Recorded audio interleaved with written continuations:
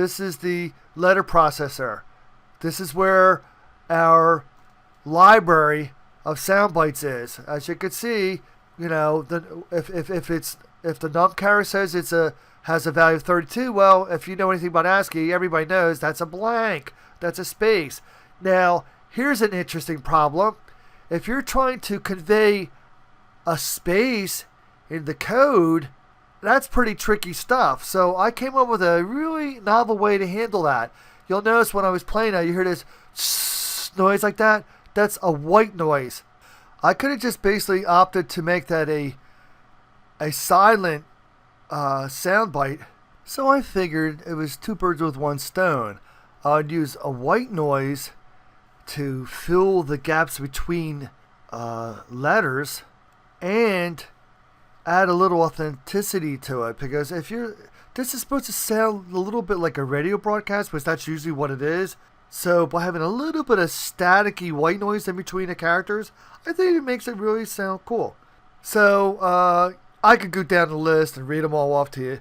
But if you know your ASCII, you should know 48 through 57 corresponds 0 through 9.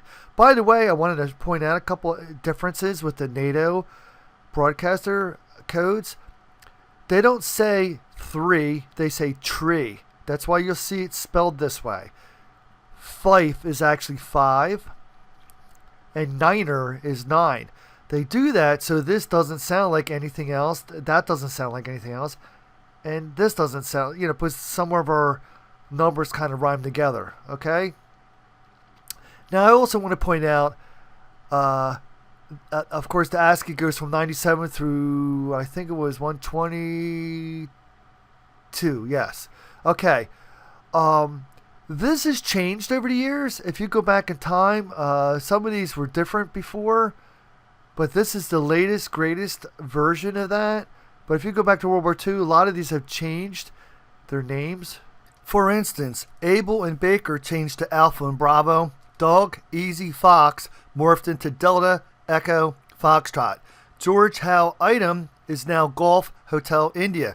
I'm not really sure why these transitioned over the years, other than perhaps these terms get dated after a few decades. Then, of course, I have some punctuation characters. Alright, I'm going to go past this for a second. Of course, the common ones were comma, hyphen, period, colon, and there's dozens more, of course, but just for demonstration purposes, I kept this program simple, lean and mean.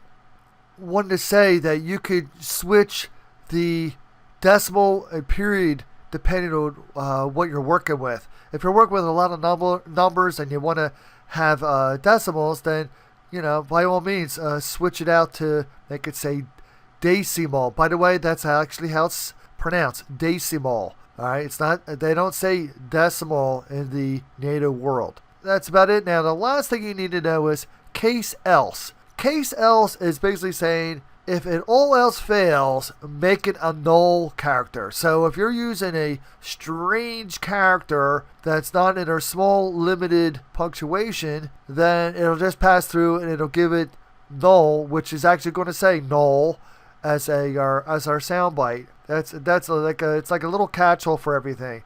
That way it doesn't throw an error code. Because if it doesn't find it in here, if it's not in the select case, it will stop the program. Okay, we got to go back up here.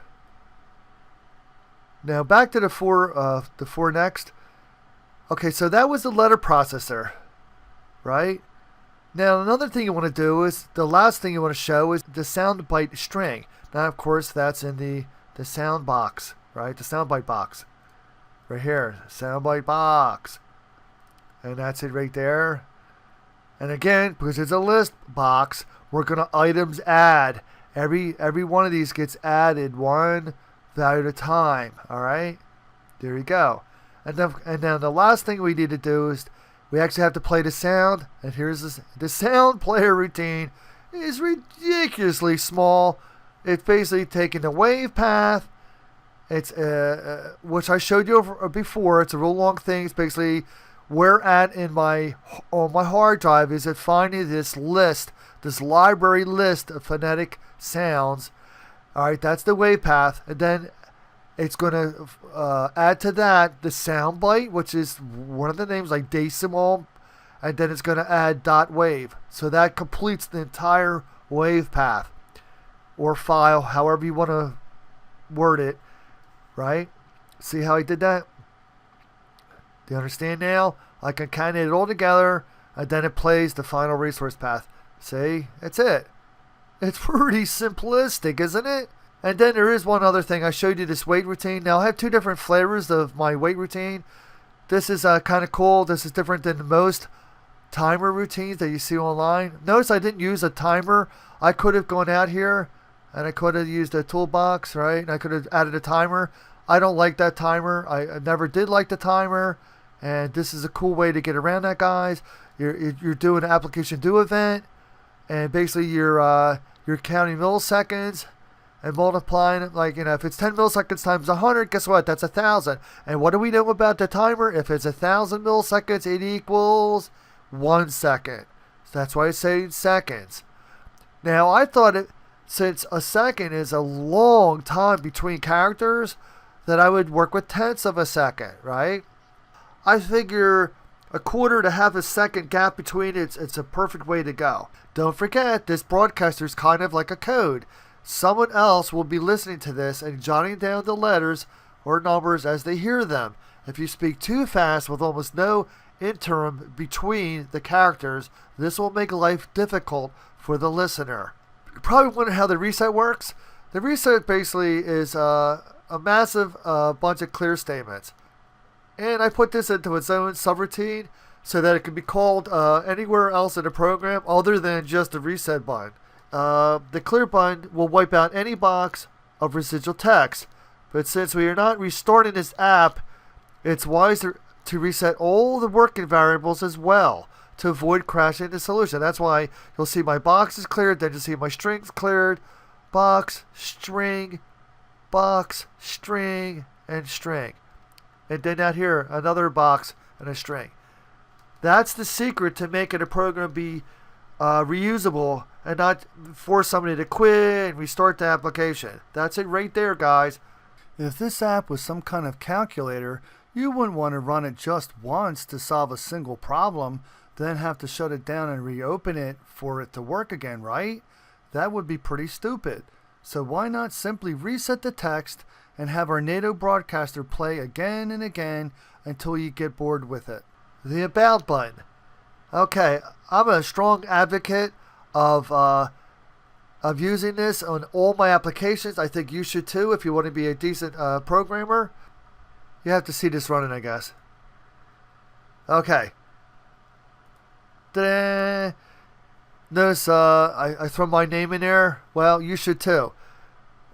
It's just my way of patting myself on the back for doing a good job of coding. This is a good habit to get into, guys. It establishes ownership of your fine work. And we have pro tip number 5 here for you. Give credit where credit's due, because this also applies to anyone that helped along the way in troubleshooting, debugging your code. This is an excellent way of impressing your colleagues, especially if their name appears here as well. So get used to using an About button, guys. And then I saved the best for last, a little surprise here. You might have noticed I never showed how to record these sounds when you got done. Well, that's because there is no record feature on this app. It's classified. Actually, the sound player that I'm using doesn't have a feature for that. And I was starting to learn something else called N audio. Well, I'll admit, I never figured out yet how to save these WAV files into one giant file.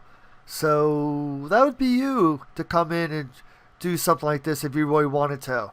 If you like this program, feel free to modify it as you see fit. Maybe you can tackle this technical problem on your own. Best of luck to you. And I guess that wraps things up here. I hope you enjoyed this coding session with me and have a lot of fun playing with this novel application.